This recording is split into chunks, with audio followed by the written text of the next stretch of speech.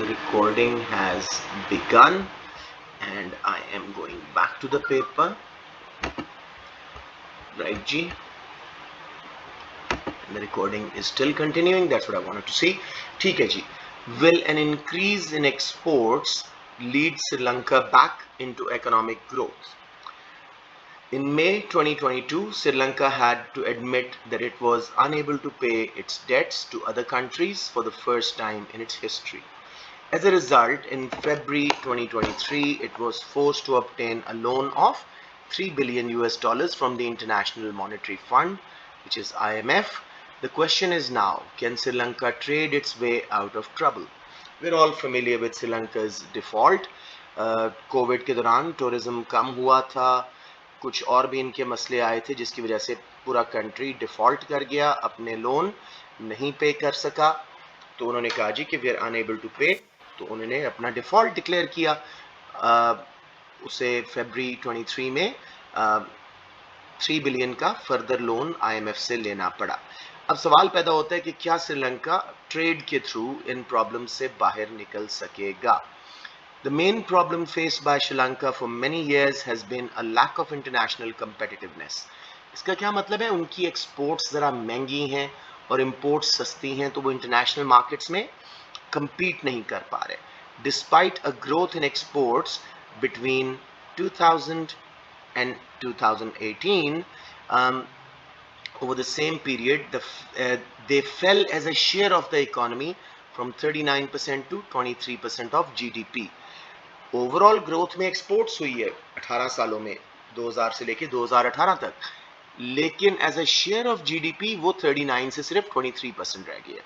सो इसलिए इसको ग्रोथ नहीं कहा जा सकता. एक्स माइनस एम छोटा हो रहा है. As a result the country has found itself unable to earn enough foreign currency to pay for essential imports of food and fuel.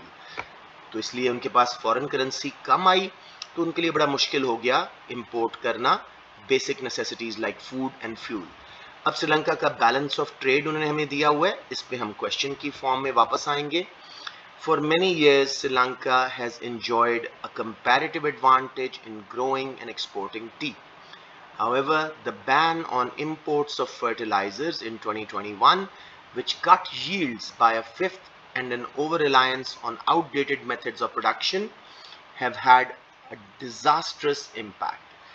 Another major export is textile, but these rely heavily on imported raw materials that have rapidly increased in price following the COVID-19 pandemic and the conflict in Ukraine. So what alternatives exist for Sri Lanka? Although काफ़ी साल इनका comparative advantage रहा T में, लेकिन क्योंकि fertilisers की import पे 2021 में एक बैन लगा, जिसकी वजह से 1/5 इनकी जो प्रोडक्शन है टी की वो कट हुई. साथ में ये पुराने मेथड्स पे रिलाय कर रहे थे, तो उसका बड़ा बुरा इम्पैक्ट आया. टेक्सटाइल जो दूसरी मेजर एक्सपोर्ट थी इनकी, वो इंपोर्टेड रॉ मटेरियल्स पे काफ़ी बेस्ड थी, जिसकी वजह से कोविड-19 में जब रॉ मटेरियल्स महंगे हुए, तो और साथ में यूक्रेन का कॉन्फ्लिक्ट की वजह से भी इनके रॉ मटेरियल्स महंगे हुए. सो श्रीलंका के लिए अब क्या ऑप्शन बाकी रह गए, ये सवाल आ रहा है. Unlike in other Asian nations, Sri Lanka does not appear to have a plan to develop any new comparative advantage. Probably the most likely option would appear to take full use of its position at the center of Indian Ocean shipping lanes by developing its ports. Sri Lanka could become a major shipping hub, which would extend opportunities for exports. For example, approximately a third of the world's oil is transported across the Indian Ocean. एक suggestion वो ये दे रहे हैं यहाँ पे, जिन्होंने ये source लिखा है, economics editor BBC news night वालों ने, कि भाई एक ऑप्शन श्रीलंका के पास शायद सबसे लाइकली ये है कि वो अपनी लोकेशन का फ़ायदा उठाएं, क्योंकि वो सेंटर ऑफ इंडियन ओशन में बैठे हुए हैं. शिपिंग लेन्स डेवलप करें, पोर्ट्स डेवलप करें, तो 1/3 ऑयल वहाँ से जाता है, तो उनको उसका भी टैक्स फ्रेट वगैरह मिलेगा. दूसरे नंबर पे वो अपना अपॉर्चुनिटीज ऑफ एक्सपोर्ट्स भी एक्सटेंड कर सकेंगे if they have their own ports and shipping lens. Other options include allowing the Sri Lankan rupee to depreciate to boost exports because it is felt that the currency is overvalued. Over valued means जब government जानबूझ के currency को जितना market में rate होना चाहिए demand and supply के through उससे थोड़ा ऊपर रख रही हो, तो वो कहते हैं जी खुद ही जैसे डेप्रिशिएट होनी है तो होने दो, इससे एक्सपोर्ट सस्ती हो जाएंगी। There are also suggestion that all import tariff should be remove, क्योंकि टेक्सटाइल्स के रॉ मटेरियल्स बहुत महंगे हैं, और जो बैन लगा था फर्टिलाइजर्स की इंपोर्ट पे उससे भी टी की प्रोडक्शन पे फर्क आया है, right. So Sri Lanka is currently one of the most protected economies, यानी टैरिफ कोटास वगैरह लगा के बैठे हुए in the world, and removing tariffs may help attract much needed foreign investment and encourage local industries to become more efficient.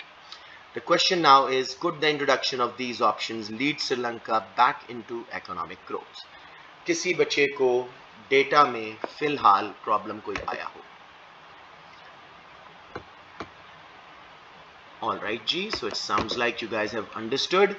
मतलब it doesn't sound but it feels like. Using table 1.1.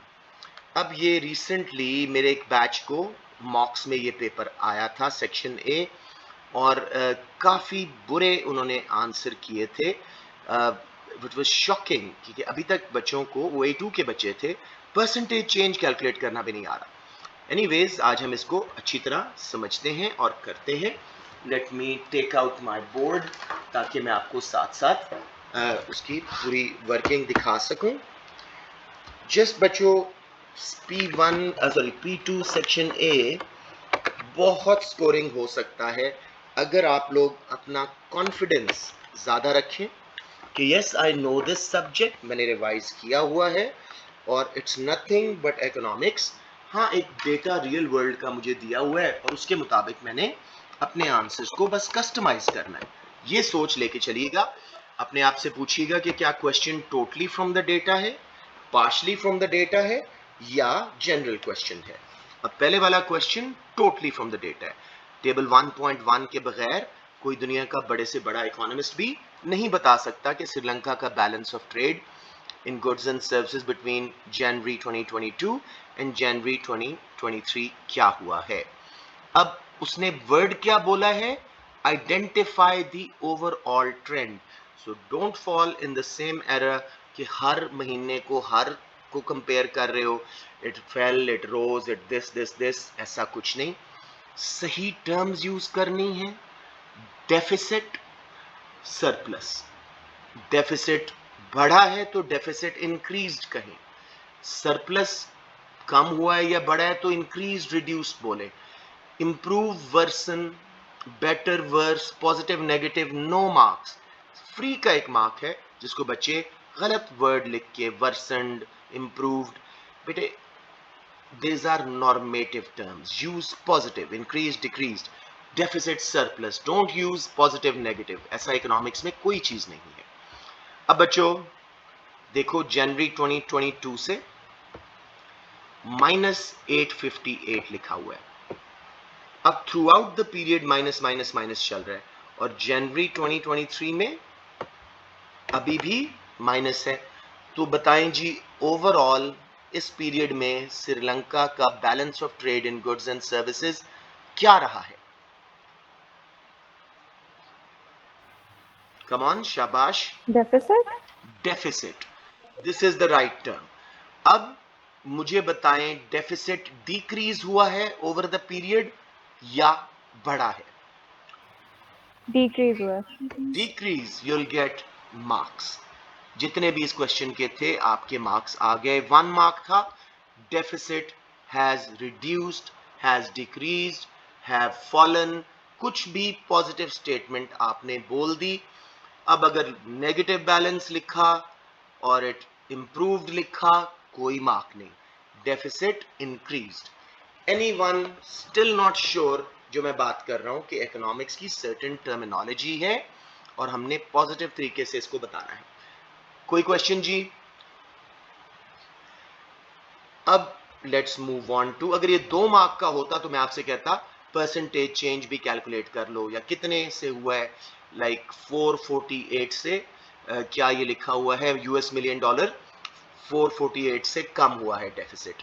लेकिन क्योंकि वो उसे नहीं कहा तो जरूरत नहीं है सेकंड मार्क की। Calculate the percentage change in Sri Lanka's balance of trade in goods and services between January 2022 and January 2023. सिर्फ परसेंटेज चेंज कैलकुलेट करना है, जो डेफिसिट है वो कितने परसेंट कम हुआ है. कुछ बच्चे करो. I want you guys to start doing it now, all of you. New value यानी जनवरी 23. अब आप माइनस यूज ना करें. माइनस ओल्ड वैल्यू 858 लिखें. 410 minus 858 over old value 858 into 100. मुझे बताएं जी कितना डेफिसिट गिरा है.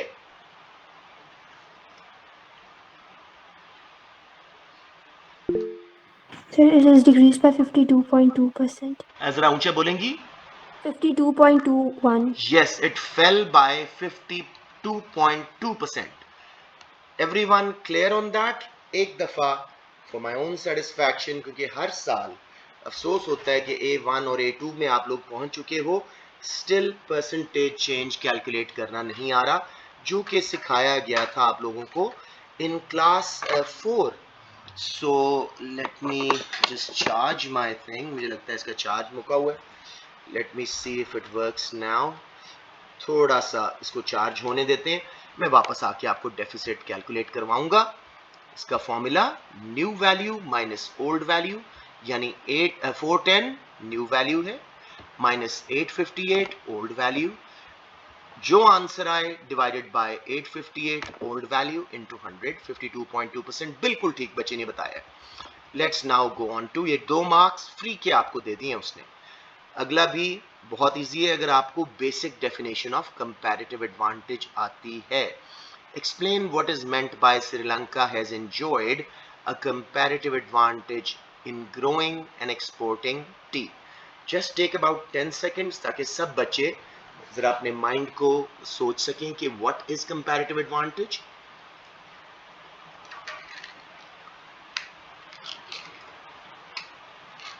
अब कुछ बच्चे I'm sure who already know, please tell what is comparative advantage और श्रीलंका को कैसे है. Sir, for many years, Sri Lanka's domestic opportunity cost was lower for making and growing tea than as compared to other countries. As a result, their exports were cheaper. Very good. Sri Lanka could produce and export tea at a lower domestic opportunity cost. बच्चे बोलते हैं lower production cost, नहीं, lower domestic opportunity cost compared to another country or other countries. बच्चों सबको समझ आ गया? What is comparative advantage? When a country can produce a product at a lower opportunity cost than other countries. ये आपकी definition है. हम सिर्फ श्रीलंका के साथ कर देंगे कि Sri Lanka can produce and export T at a lower opportunity cost than other countries. 2 marks, easy अगर डेफिनेशन आती थी. किसी बच्चे को समझ ना आया हो. अगर यही कहता कि श्रीलंका का एब्सोल्यूट एडवांटेज है, तो आप कैसे एक्सप्लेन करते? Sri Lanka can produce and export T.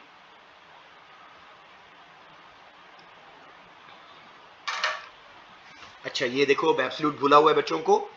Absolute advantages when a country can produce more of a good with same amount of resources than another country. वो quantity based है. Comparative opportunity cost based है. सब बच्चों को 100% clear हो गया है.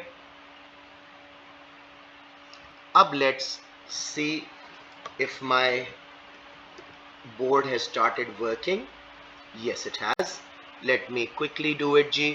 मैं सिर्फ आप लोगों को करवाना चाह रहा हूं comparative advantage, sorry, percentage change जैसे आप पीडी में करते हैं. इसका फॉर्मूला क्या है? New value minus old value, ये ब्रैकेट है, ओवर ओल्ड वैल्यू इनटू 100. आपको ये इस तरह लिखने की जरूरत नहीं. All you need to do is 410 थी new value minus 858 was old value over old value 858 into 100. तो अब ये क्या होगा जी? 448 divided by 858 into 100. आंसर आएगा 52.2%। तो आपने क्या लिखना है, डेफिसिट फेल बाय 52.2%। समझ आ गई जी? ये मैं आपको करके दिखाना चाह रहा था। Any questions here? हम 4 मार्क्स ले चुके हैं। अगर आपको कंपैरेटिव एडवांटेज की डेफिनेशन याद होती और परसेंटेज चेंज कैलकुलेट करना आता होता, that's how simple it is. Total 24 marks पे ए है, हम 4 में से 4 ले चुके हैं, हम वर्ल्ड डिस्टिंक्शन की तरफ जा रहे हैं। Let's now quickly look at the mark scheme. ये मेरे ख्याल में हाँ 21 की ही है, ठीक है। Trade deficit has fallen, declined, decreased, reduced. Do not use terms like improved, worsen at all. Deficit has fallen by 52%. ठीक है, 1 mark. Answer must refer to trade deficit and the fact that it has fallen for the first mark, not simply improved, except answers in the range of 51 to 53% for part 2. सबको समझ आ गई बात? Improved version नहीं लिखना, positive negative नहीं लिखना, deficit, decreased, increase, surplus, increase, decreased, ये answer होते हैं। Explain what is meant by Sri Lanka has enjoyed a comparative advantage. This means that Sri Lanka can grow and export tea at a lower opportunity cost than another country. जैसे आयशा ने बोला था, बिल्कुल perfect answer, 2 marks. So most of you who have been revising, who are confident, should get all 4 here. Anyone, any confusion? Okay, sorry, ये दोबारा आते हैं जी part C. अब ये progressively longer questions, longer marks वाले। Consider the extent to which, जब भी word consider the extent है, इसका मतलब है वो 1 मार्क इवैल्यूएशन के लिए डाल रहा है और बाकी एनालिसिस के लिए है। Consider the extent to which depreciation of the Sri Lankan rupee could improve the country's balance of trade in goods and services. My strong advice, do not rush to data for every question. It is not reading comprehension. जब वो खुद कहे ना कि जी data को देखो, जैसे उसने कहा है कि टेबल 1.1 यूज करो, अब मैंने सिर्फ 1.1 और क्वेश्चन 1 ए पार्ट का और 2 उसको वहां से लिया, बी और सी खुद ही आंसर हो रहे हैं। अब मुझे बताएं बेटे, यहाँ पे की टर्म कौन सी है, डेप्रीसिएशन या balance of trade in goods and services. तो एहतियातन हम दोनों को डिफाइन कर देते हैं। डेप्रीसिएशन कोई बच्चा मुझे बताओ, what is it? The fall of a currency in terms of another currency. It is the fall in the value या price of one currency in terms of another. It can buy less units of the other currency. Now, balance of trade in goods and services records. Anyone? Inflows and outflows from exports and imports. Inflows from exports of goods and services minus outflows from imports of goods and services. सबको clear है बच्चों? चुप ना बैठो, जिसको नहीं समझ आया प्लीज आस्क, क्या पता यही क्वेश्चन एग्जाम में आ जाए। Depreciation, fall in value of one currency in terms of another. It can buy less units of other currency now.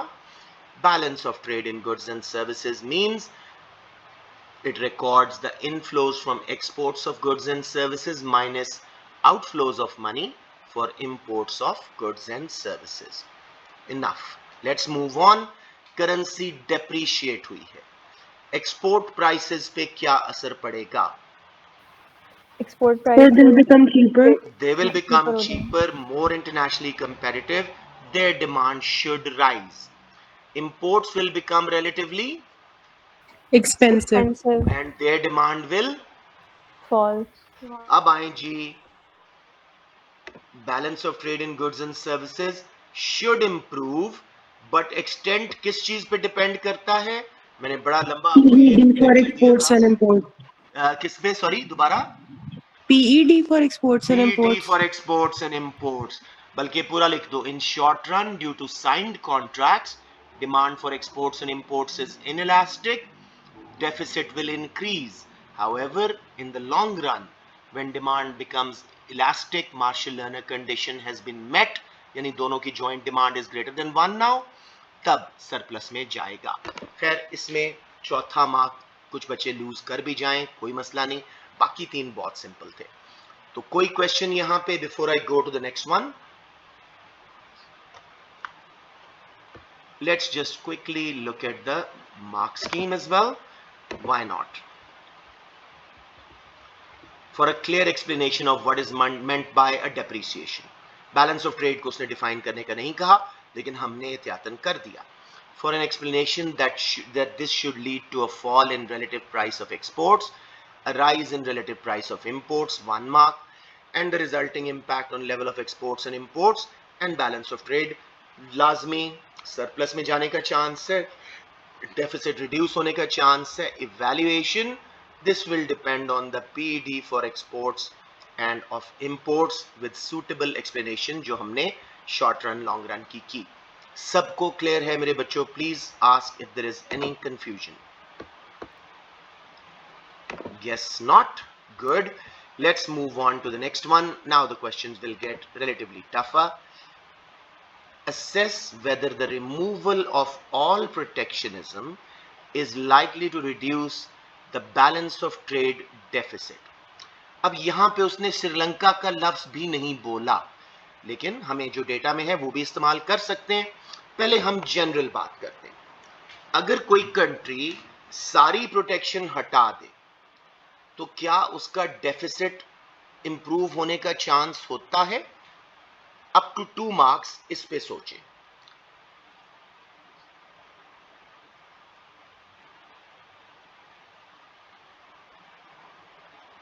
Anyone? यहां से थोड़ा सा मैं डेटा की हेल्प लूंगा. श्रीलंका का कंपैरेटिव एडवांटेज क्यों फॉल हुआ था? उन्होंने फर्टिलाइजर की इंपोर्ट्स पे बैन लगाया था. प्रोटेक्शनिज्म की वजह से 1/5 उनकी प्रोडक्शन कम हुई थी. साथ में टेक्सटाइल की इंपोर्टेड रॉ मटेरियल थे, वो बड़े महंगे हो गए थे कोविड-19 में. तो अगर ये प्रोटेक्शन हटाते हैं तो क्या फायदा होगा बच्चों? Leaving it to you. Revenues for the government. बोले जरा ऊंचा. Revenues for the government will increase. Protection हटाने से रेवेन्यू बढ़ेगा? नो. सर फर्टिलाइजर की प्राइस फॉल हो जाएगी जिसकी वजह से फर्टिलाइजर्स, इंपोर्टेड रॉ मटेरियल सस्ते हो जाएंगे, जिससे श्रीलंका जैसे कंट्रीज की cost of production of T कम होगी. They can regain there comparative advantage. बेटे प्रोटेक्शन हटाना इज फ्री ट्रेड, उसके बेनिफिट्स, चॉइस बढ़ेगी कंज्यूमर्स की, नए आइडियाज, टेक्नोलॉजी आएगी. encourage yes, it can also comparative advantage अपना encourage अपना बनाने foreign में investment. लॉन्ग टर्म में ट्रेड डेफिसिट कम होगा. 2 मार्क्स थे सिर्फ. हम क्या कहेंगे? Removal of protection will make imported raw materials like for tea and textiles cheaper. This will make Sri Lanka's exports cheaper. They will regain their comparative advantage. Consumers' choice will increase. Cheaper imports. Local firms will feel the pressure of competition. They will try to reduce their costs and improve their quality. समझ आ गया? अब क्या नुकसान होता है protection हटाने का? कौन कौन सी इंडस्ट्रीज हैं जो बहुत मसले में आ जाती हैं? Domestic industry. कौन सी? शाबाश. डोमेस्टिक इंडस्ट्री कौन सी? Sunset and sunrise, infant declining industries. वो वक्त से पहले बंद हो जाएंगी. अपना कंपैरेटिव एडवांटेज सनराइज इंडस्ट्रीज नहीं बना सकेंगी. और क्या मसला होता है जब हम प्रोटेक्शन हटाते हैं हमारे मुल्क में? Demerit goods may be imported. Demerit goods भी आती हैं. एक मेजर पॉइंट है. दूसरे कंट्रीज हमारे मुल्क में क्या करेंगे? डंपिंग. डंपिंग. जिंदाबाद. तो अब इसको पूरे को कंसाइज करते हैं एनालिसिस को. Removal of all protectionism is likely to reduce the balance of trade deficit. As mentioned in the article, Sri Lanka is reliant on imported raw materials for tea and textiles. So country which relies on imported raw materials and removes protection, imported raw materials become cheaper. Cost of domestic firms producing reduces. They can export more at a cheaper price, regain their comparative advantage. Consumers' choice increases, living standards increase. However, your sunrise, sunset industries will suffer. Sunrise Industries will not be able to gain economies of scale, make their comparative advantage. Sunset Industries will finish before time. Mass unemployment होएगी, workers को retraining का time नहीं होएगा. Dumping होगी जब दूसरे countries बहुत लो price पे हमारे मुल्क में बेचेंगे. अब मुझे इवैल्यूएट करवाएं, आपके ख्याल में प्रोटेक्शन हटाने से डेफिसिट बढ़ता है या कम होता है?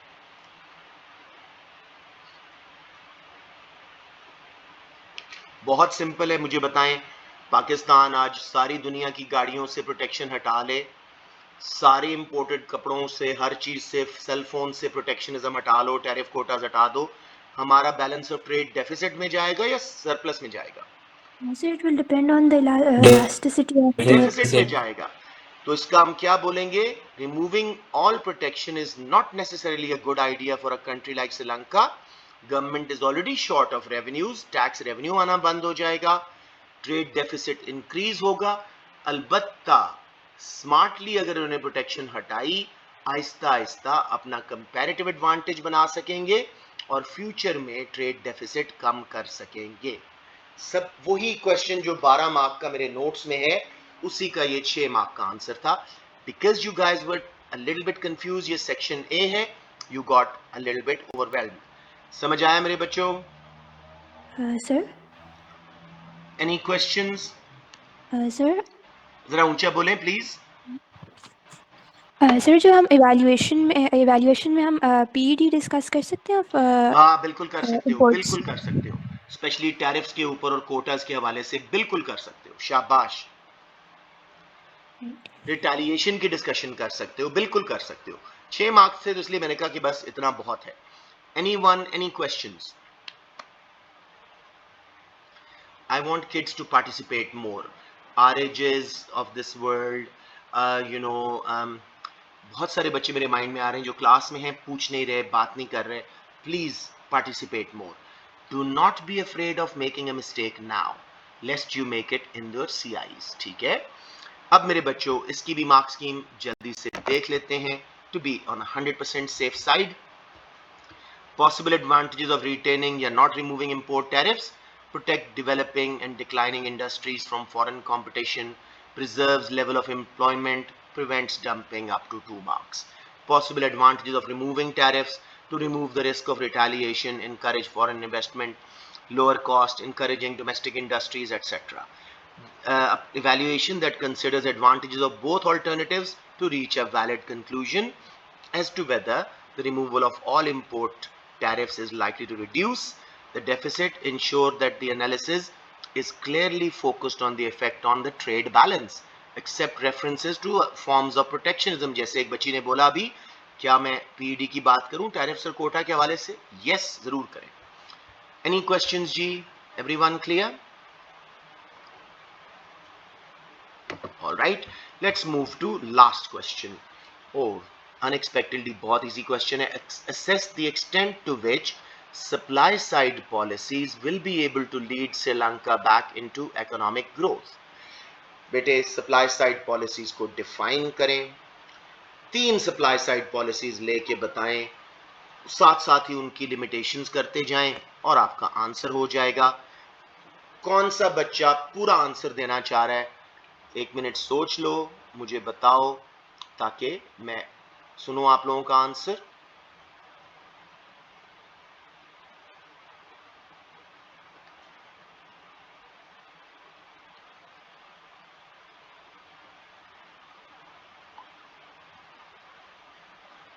Any kid?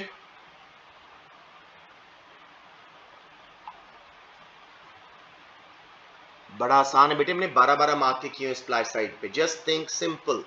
श्रीलंका हो, वेनेजुएला हो, इकोनॉमिक ग्रोथ वही चीज है.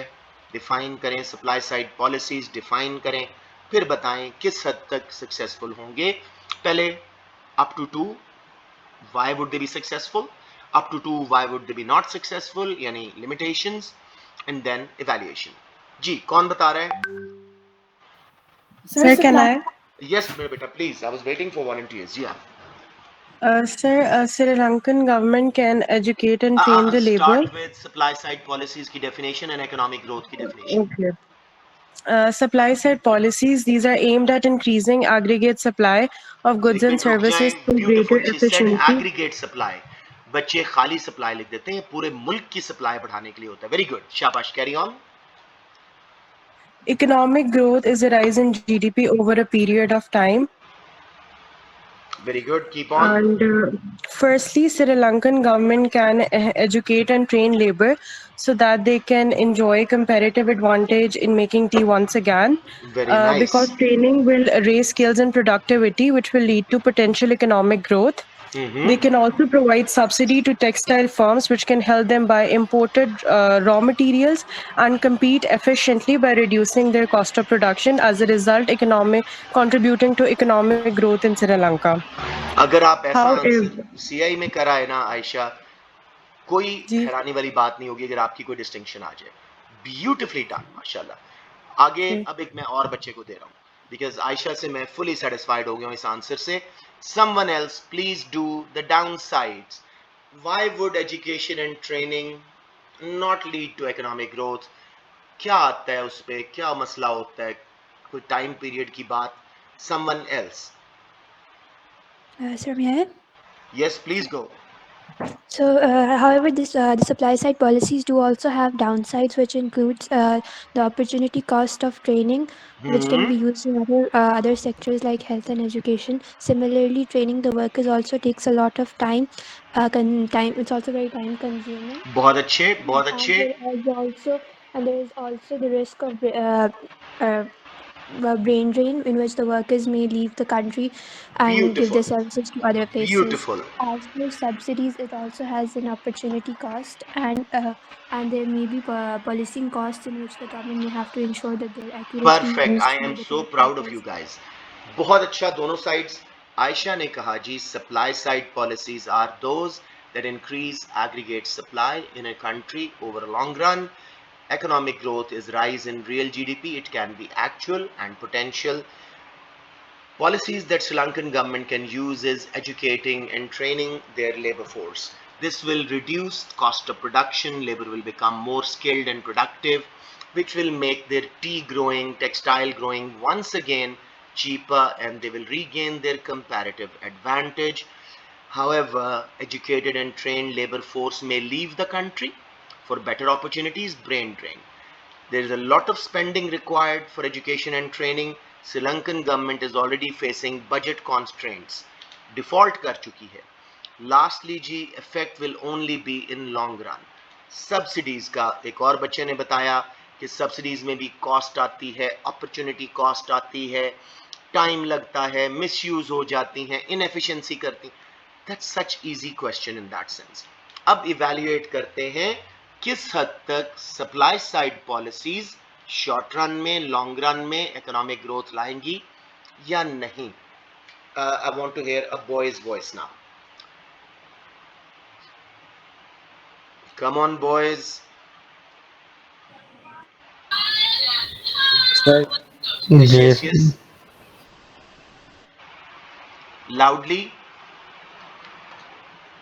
सर ये शॉर्ट रन में शायद इतनी इफेक्टिव ना हो, लेकिन ये लॉन्ग रन में इफेक्टिव होंगी very supply nice, very nice. थोड़ा सा और. Side. It will not be effective in the short run as government needs budget for what चले डू वी एक से. मार्क तो आपका आ गया है. बेटे शॉर्ट रन में ये एक्चुअल ग्रोथ लाती हैं because any government initiative means spending, government spending. ठीक है. जी गवर्नमेंट स्पेंडिंग से पहले एग्रीगेट डिमांड बढ़ती है, शॉर्ट रन में एक्चुअल ग्रोथ आती है. हाँ अलबत्ता लॉन्ग रन में पोटेंशियल आती है. But the question here is to conclude, does Sri Lankan government has that kind of finances to be able to invest so heavily in education and subsidize and etc. Maybe they'll need to encourage private sector to do these things because they certainly lack finances. समझ आ गया मेरे बच्चों?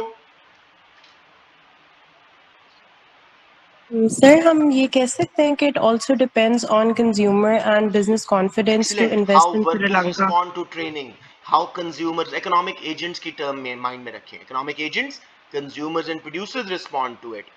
How much government is stable, law and order के क्या हालात हैं, political हालात क्या हैं, आप सारी बात लिख सकते हैं. These kind of answers CI digs, they love it. शाबाश, बहुत खुशी हुई है जो 3 बच्चों ने आंसर दिया है. मिल मिला के मुझे क्लास की प्रिपरेशन ठीक लग रही है, जो कि इससे पहले एग्जाम्स मॉक्स वगैरह से पहले मुझे नहीं लग